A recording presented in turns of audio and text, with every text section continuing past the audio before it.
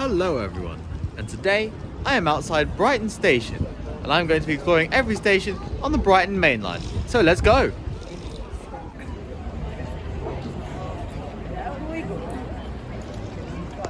The Brighton Main Line is the line connecting, well, Brighton with London. However, I'm only going to be going as far as Gatwick Airport in this series because trains from Brighton usually skip the stations between Gatwick Airport and East Croydon and then go onwards to London, which needs no introduction. I'll be passing through 9 stations, all within Sussex, those being Brighton, Preston Park, Hassocks, Burgess Hill, Wivelsfield, Haywards Heath, Balcombe, Three Bridges and Gatwick Airport. One thing I forgot to mention is that this will be a two-parter, so part 2 of exploring the Brighton Main Line will be out next week, or if you're watching it in the future, now. Anyway, let's take a look at the history. Brighton Station was opened in 1840 and 1841 by the London and Brighton Railway, with routes going west, north and east. The station building is a marvel of engineering, with one side dug into the cliff and the other hanging off on stilts, as well as a huge roof covering the whole station. In fact, the original station building from 1840 still stands, although mostly obscured with new additions. Now a major terminus, it's one of the most busy stations in the UK outside of London. Usually, platforms 1 and 2 serve the West Coastway towards Portsmouth and Southampton, platforms 3 and 4 serve Gatwick Express and Southern to Victoria, platforms 5 and 6 serve Thameslink, and platforms 7 and 8 serve the East Coastway towards Seaford, Eastbourne and Hastings. So, waiting here at Brighton Station, I think this is a great place to thank our patrons and YouTube members, those being Jack Wingate, Manic and Nick Badley. If you've joined since I filmed this video, then your name should also be coming up on screen. Thank you all for your generosity. If you are feeling generous, then there should be a link to the Patreon in this video's description, and our YouTube membership should be available on our channel page. Now, I've got somewhere to be. Brighton is an absolutely magnificent station, I must say.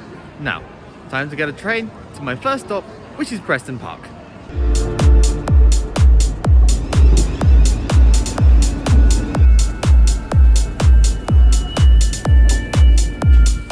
My tickets are Thameslink only, so you're going to be seeing a lot of Class 700 interiors this video.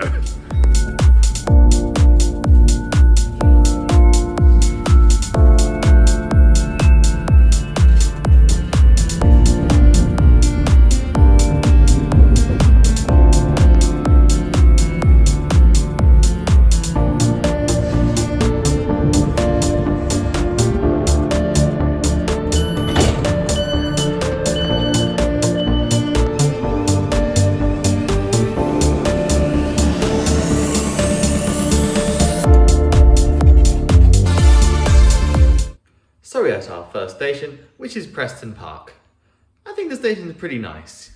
Although, fun fact, the station was actually named Preston Park before Preston Park was actually created. So, yeah, that's kind of interesting. Also has nothing to do with the place Preston, yeah. 3 platforms, 2 London bound, 1 Brighton bound, I believe. And yeah, it's pretty cool.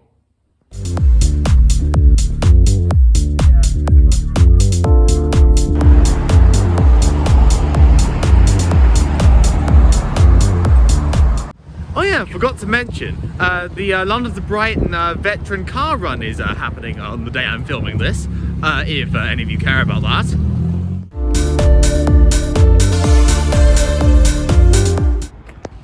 So, because I had a bit of a wait for my train, I have walked all the way to Preston Park.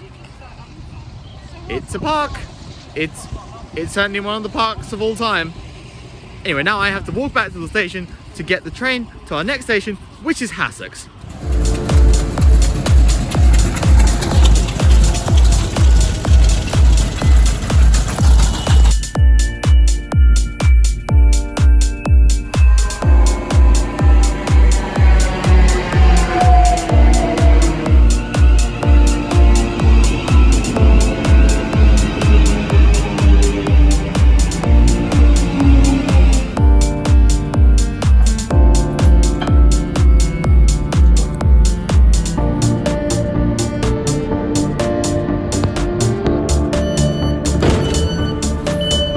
So this is Hassocks Station.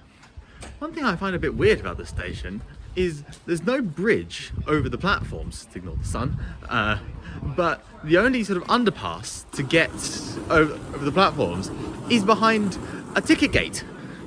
I find that a bit odd. I don't know.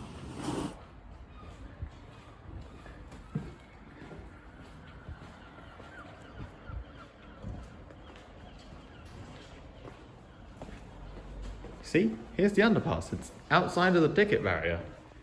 It's a bit odd if you ask me. So there isn't really a lot to talk about here at Hassocks. I can't get this train up to Burgess Hill because I prioritise saving money, so I got a Thames and Go only ticket. So yeah, I can't get this train. Yeah, I'm just gonna be waiting here a while.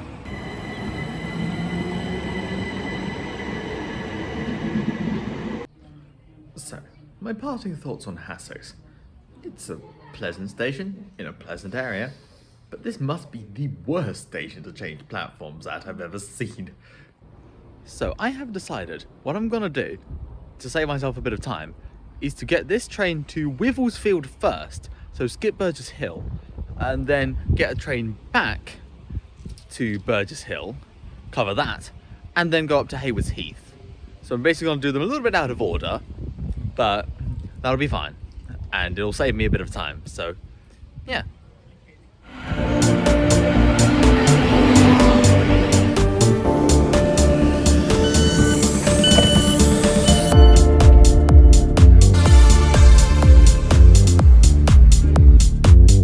This is Burgess Hill.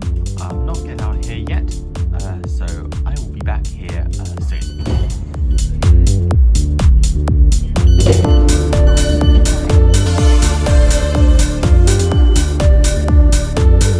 We have arrived at Wivelsfield. Now, this station isn't actually in the little village of Wivelsfield. It's in the north suburb of Burgess Hill called World's End. Why it's called Wivelsfield and not World's End is up to your own speculation.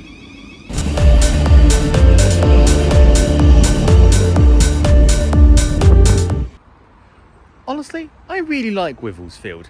I think it's got a nice name. I think the station is it just looks nice. I don't really know how to describe it. It's just like, yeah, there's nothing really special about it, but equally, I just think it's cool.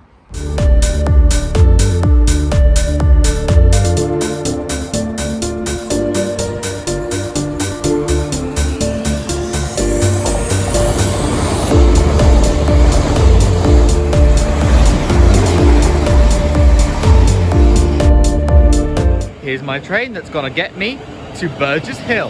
Let's go.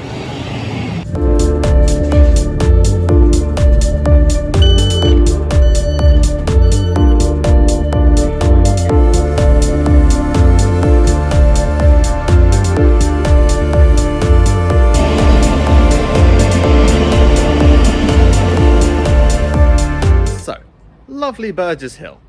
I've only got about 10 minutes here, but there is something I want to talk about that is true for all the stations on the Brighton Main Line. So, you've probably heard of railway towns, those being places that would not be prominent at all if it wasn't for the trains serving them. And I don't think there is a better example than the Brighton Main Line, because you can see there's a line of settlement between London and Brighton. Places like Burgess Hill, Heath, like Crawley, and even Croydon started out as one of these railway towns. Like, I mean, nowadays it's been swallowed up by Greater London, but still, its origins are with the railways. So, just goes to show how important trains have been for the development of this country. Also, I really like this station building. I just think it's neat. Just jumped out the station quickly to show you the NSE sign outside Burgess Hill. I think that's pretty neat.